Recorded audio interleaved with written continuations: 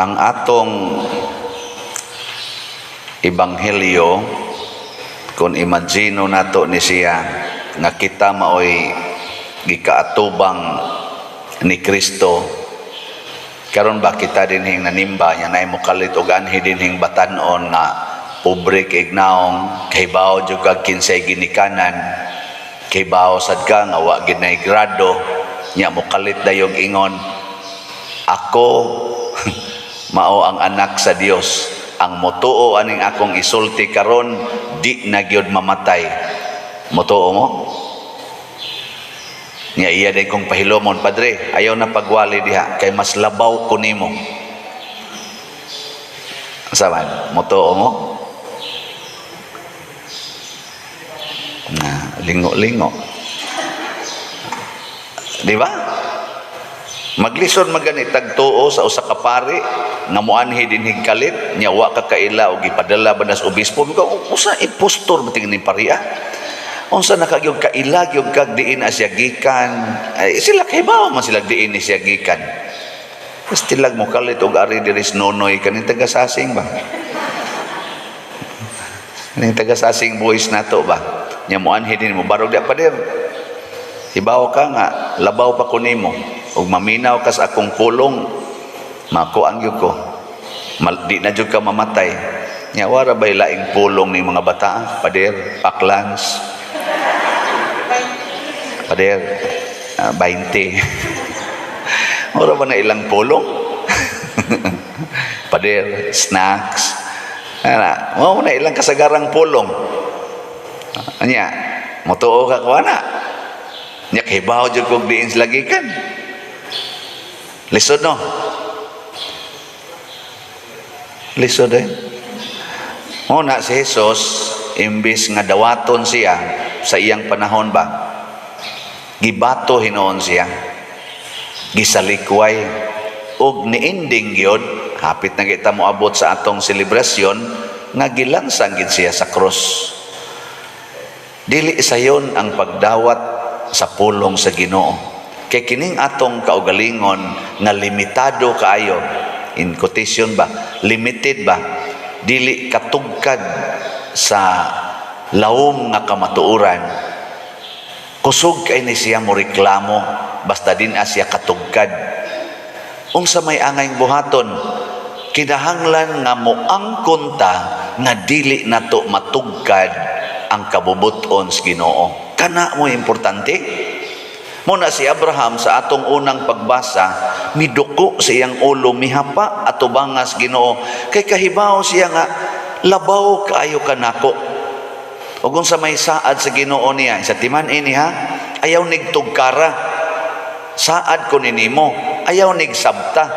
Tuuhi ni, kay di jud ka kasabot ani, nga sa imong katigulangon karon, ilisan na nako imongan, gikan sa pagka-Abram, himuon ko ng Abraham, kay mahimo kang amahan sa dako nga kaliwatan, mahimong mga nasod ang imong kaliwat, og mahimo pag yung mga banggiitang hari sa kalibutan ang imong kaliwat. Yan, nag-edad na kag 90 anyos, wa pagi anak bisan usa, mutuo ka na, pero si Abraham miduko sa iyang ulo og mihapa sa Ginoo.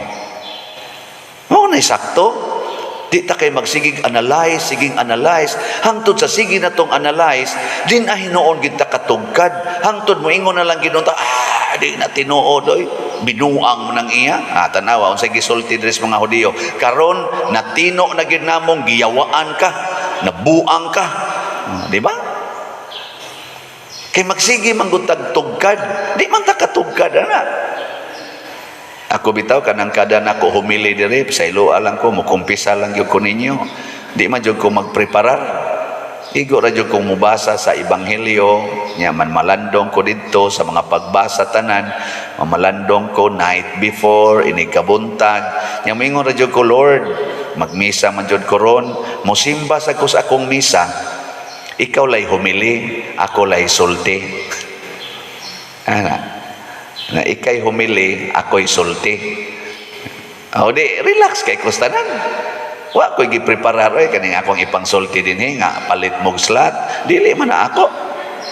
Iya man na. Bitaw.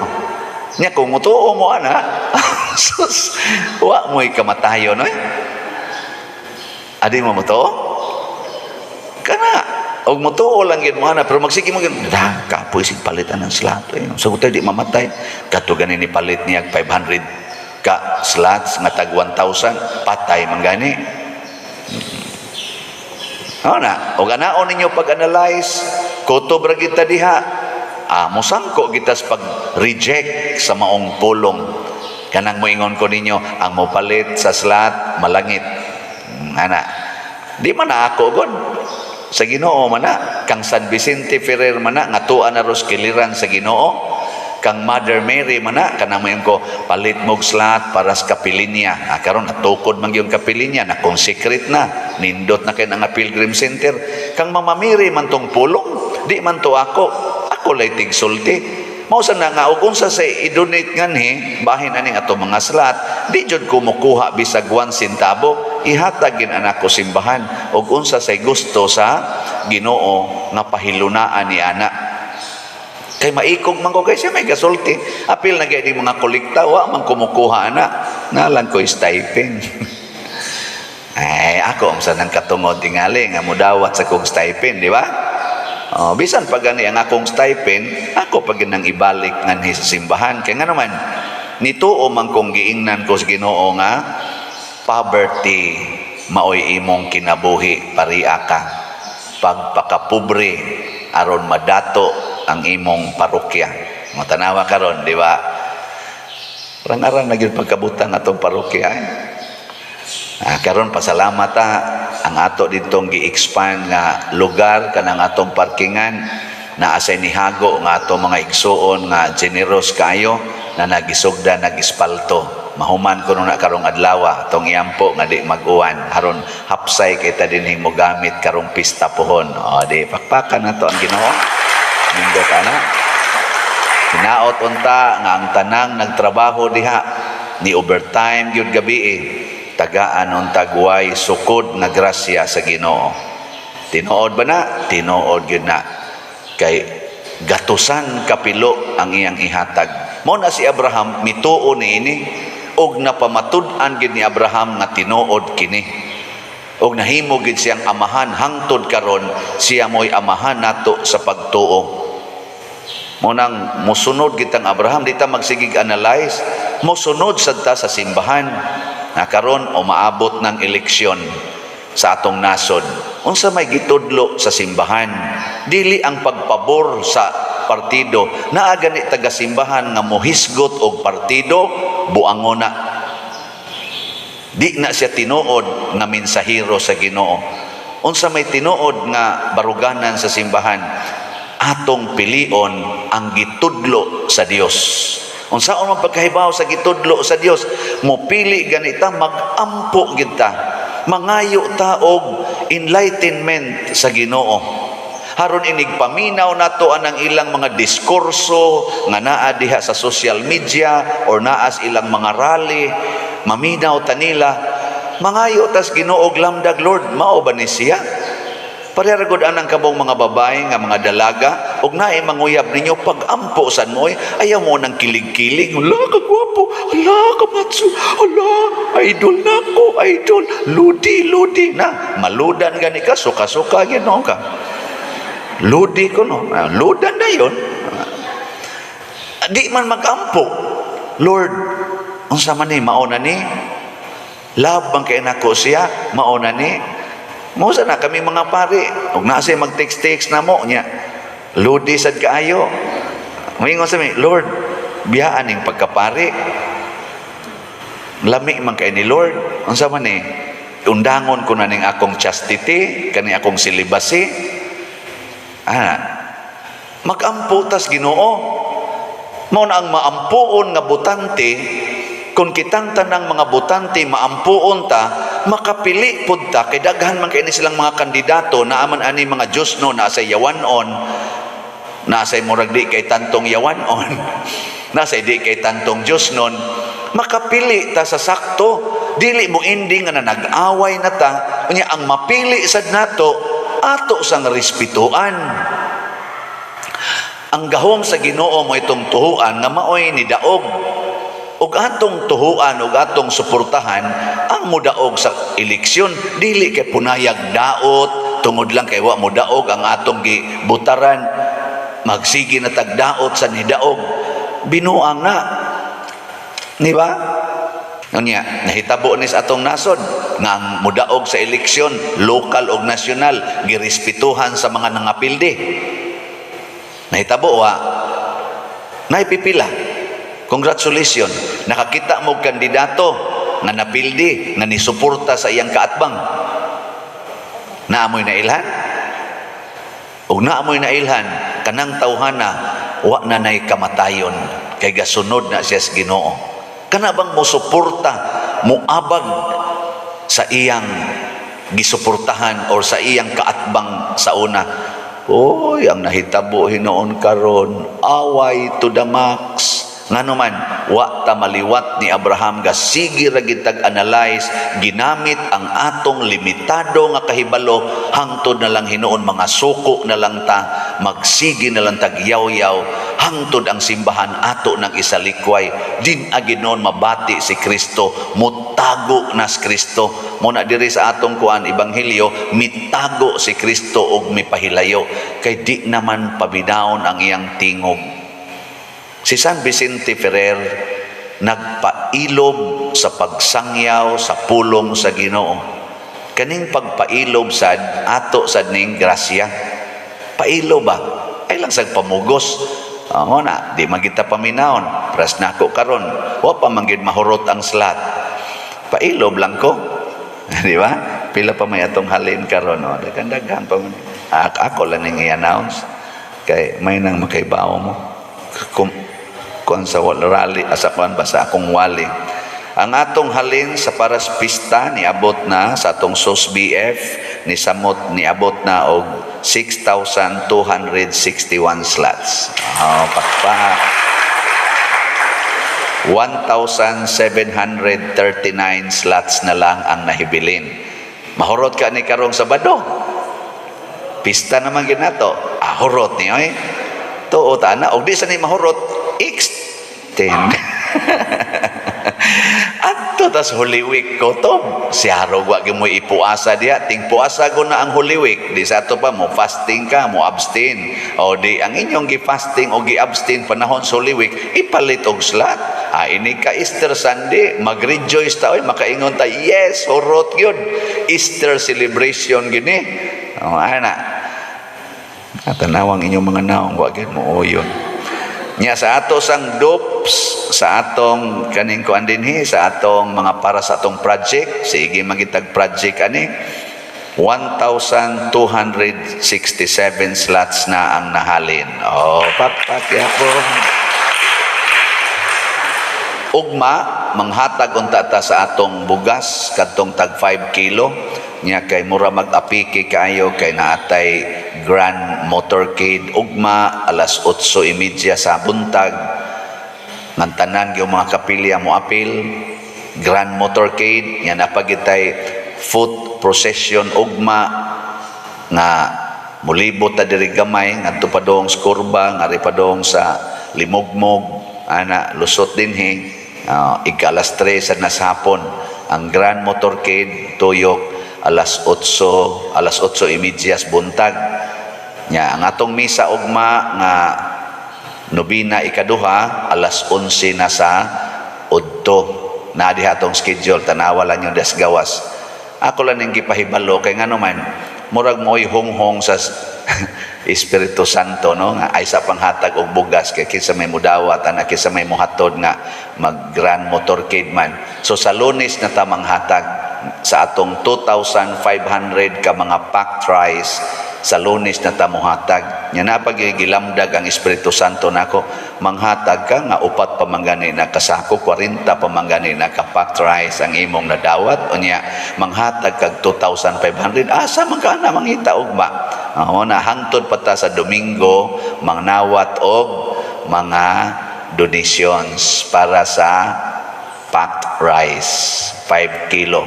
Hatod mo din 5 kilo packed rice hangtod nas Domingo, Binditas Lokay karong Domingo, ha? Hatod mo dinhi. Na ato nang dawaton kuwangan pataog mga 2,596 ka 246 ka sako nga tag 5 kilo packed rice or 2,460 more or less ka 5 kilo packed rice. Nganong ato maning gibuhat tungod kay mituota nga ang atong mga kabus nga mga kaigsuunan, kabus nga mga pamilya dinhi sa atong parokya, nining upat ka barangay, San Vicente, Santa Cruz, San Roque, Tabla ug Lataban nga mga barangay, mao ni sila ang naghunghong nato karon nga gigutomi. Gusto sad ming moambit sa inyong kalipay, dili mi makaanha kay bisan ganig pamliti wa mi. Wa gani mi hapit bongbong sa among balay. Ang among lungagonon mangarga o sa mi, muak-buak o sa mi anang mga tukog haron among ibaligya. Ana, arang-arang mamudihang paria mo kay inigdupa ninyo na anang mamoy sudaan sa lamisa. Kami diri pagbas init sa kainit una pa may makakaon. O na nibati ko ana kay ako sa nang kinabuhi sa una, pero karon dili na. Kaluoy Ginoo. Kutob nag-edad ko 23. Pag-graduate na ako sa college, 23 anyos naman ko ato. Diha ko nakatilaw-tilaw og musinaw ng akong simod kanunay. Kana bang nanay mantikaon nga makaon, pero sa una gikan sa usa ka tuig hangtod gyud 23 adlaw minatay ra gyud og pista klaro kay mosinaw diri. Unang hasta ng lubot sa sardinas, kanang sardinas banglatang ukban, linuan pag ginagsabaw kay ibubo mag-ilog pag usahay ako na sadto nga li ako kay naapagi baho sardinas hasta nang namilit anang giukab ni papa ing ana adnaon pag ginastudlo hangtod mga samad lang nun ta anang kuan kay tilapan gyud. Pero karon pero maminaw tas Ginoo og unsay iyang tambag ambiti putong imong giagian sa una kay napamay daghan dinhi sa atong parokya mga 2,500 more or less ka pamilya ang naa ni anang maong kahimtang or duol-duol anang maong kahimtang labi na gyud karon. Mao na manghatag gid ta. Hatag mo wa mo'y kamatayon, di mo muhatag patay mo. Mangluhod ta para sa atong nobina. Mga igsuon, atong gipasidunggan karon si San Vicente Ferrer nga gipili o giandam sa Dios aron mahimong anghel sa Apokalipsis, manalagna sa batasan sa grasya, apostol sa daghang mga gingharian o katingalahang agianan sa Dios nung gahom. Sa iyang pangama ato karong ibungat diha sa malipayon, mapaubsanon og puno sa pagtuo nga mga kasing-kasing kining mosunod nga mga pag-ampo sa nobina. Ikawalo nga adlaw, pag-ampo sa pag-antos ug pagpailog. Ginoo nga makagagahom sa nga tanan, Dios nga walay sinugdan ug katapusan, gilig-on mo si San Vicente Ferrer nga manlalaban ko, isip taming sa pag-antos ug pagpasensya, nga tungod niini iyang gikaluy-an ang mga tao nga naguba sa iyang dungog ug nagalaban pagani sa mga kaaway nga buot mo patay kaniya. Nangamuyo ako kanimo, Ginoo, tungod sa mga panungdan niining sinugo mo, nga modelo sa pagbuntog sa mga kaaway ko, pinaagi sa usa ka pag-antos nga madlig-on, pagkaluoy sa tanan nga nagdaot kanako, kay aron tungod sa akong pagpasaylo, imo usab akong kaluy-an, pasayloon ug hatagan sa himaya sa langit. Amen. Usa sa mga milagros. Sa Normandia, ang usa ka pangulo nga sundalo nasamdan sa usa ka dakong samad atol sa panag-away sa mga kasundaluhan, nga nakaingon na nga ang kaaway niya nga patay na gayud siya. ug gitunod nila siya sa usa ka danawan. Sa dihang misaad siya og usa ka panaad kang San Vicente, diha nakita niya sa daplin sa danawan ang usa ka kabayo nga sinilyahan. Nigula siya sa danawan ug nisakay ni adtong kabayo, unya miagi siya taliwala sa iyang mga kaaway nga yano ug daw walay kabilinggan, ug wala sila makamatikod kaniya. Pagampo sa adlaw nga tanan, mahigugmaon uyamot nga mahan, San Vicente Ferrer, manlalaban ug manlilipay sa mga tao nga may debosyon kanimo, nga tungod sa kaayuhan sa katawhan, nagduaw ikaw kanila gikan sa langit. Ikuha mo ako sa gipangayo ko kanimo niining nobena, nagaampo ako kanimo, santos ko, alang sa pag-uswag sa santos namo nga pagtuo, alang sa panagdait sa mga haring Kristiyanos, alang sa paglaglag sa mga bisyo o pagtubo sa mga bertudes, alang sa mga kinahanglan ni ining imong lungsod, ug alang sa mga kalag nga makaluluoy sa purgatorio. Ug alang kanako, santos ko, maoray pangayoon ko kanimo, ang angay unta kanako, alang sa labing dakong dungog ug himaya sa Dios ug kanimo. Amen. Sa hilom mga muyo kita kang San Vicente Ferrer, sa mga kaluoy nga atong gitinguha ni ining nobena. Manindog. Sa matag pagampo ang inyong itubag, Ginoo, pamatia kami. Ginoo, pamatia kami. Alang sa simbahan ug sa tanan nga naghalad sa ilang kaugalingon ngadto sa Dios, nga maglig-on sila diha sa grasya sa Dios, aron makalahutay sila sa ilang pagpangalagad, magampo kita sa Ginoo. Ginoo, pamatia kami. Alang sa mga kanasuran, nga mopatigbabaw ang kayusahan sa tanan, aron ang kalinaw nga mao'y gipangandoy, mahuptan sa kadaghanan, magampo kita sa Ginoo. Ginoo, pamatia kami. Alang sa malampuson ug malinawon nga piniliay, magampo kita sa Ginoo. Ginoo, pamatia kami. Alang ni adtong nag-antos sa nagkalain-laing matang sa sakit, nga makabaton na sila og hingpit nga kaayuhan ug kahupayan diha ni Kristo, Ginoo, magampo kita sa Ginoo. Ginoo, pamatia kami. Alang sa kalampusan sa 2nd National Mission Congress karong umaabot April 17 to 24, 2020, nga makabaton sa pagsaulog sa 500 years of Christianity, magampo kita sa Ginoo. Ginoo, pamatia kami. Alang sa salugoon sa Dios, Teofilo Kamumot, obispo, nga mabayaw na sa kadungganan sa altar, magampo kita sa Ginoo. Ginoo, pamatia kami. Alang sa mga proyekto dinhi sa atong simbahan, nga pinaagi sa pangama ug pagiya ni San Vicente Ferrer, magmalampuson ug mahuman unta sumala sa atong mga giplano ug gipangandoy, magampo kita sa Ginoo. Ginoo, pamatia kami.